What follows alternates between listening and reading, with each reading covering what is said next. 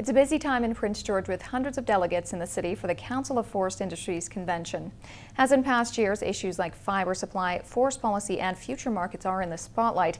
But this year, the outlook on BC's forest industry is somewhat bleak. The appearance of a Letourneau outside the Civic Centre is a sure sign. The Council of Forest Industries convention has arrived again.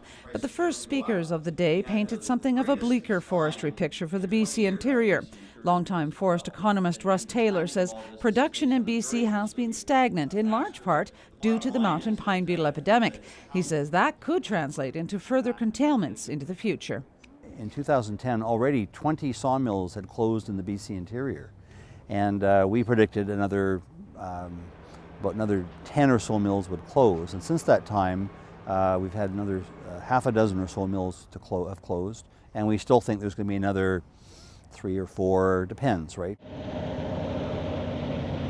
He says there are still some areas of the southern interior that are just now feeling the true brunt of the epidemic.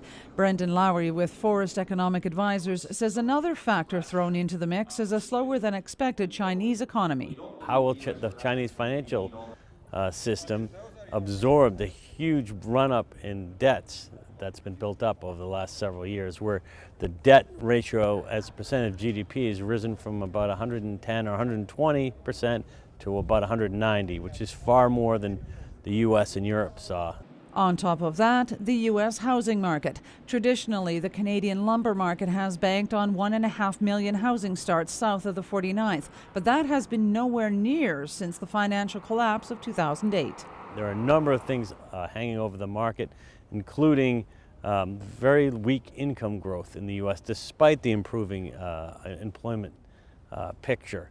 So until we start seeing wages increase and young people separate from their parents' households, we're going to be hard-pressed to get to that 1.5 million number.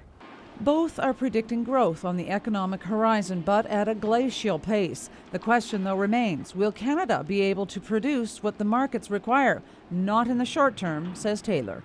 Canada as a whole, its wood supply has shrunk, and the industry has shrunk. We're going to be 10 billion board feet less than where we were in 2006 by 2018. Another wild card for the softwood industry is the expiration of the softwood lumber agreement with the U.S. this coming October. Cheryl Jan, CKPG News.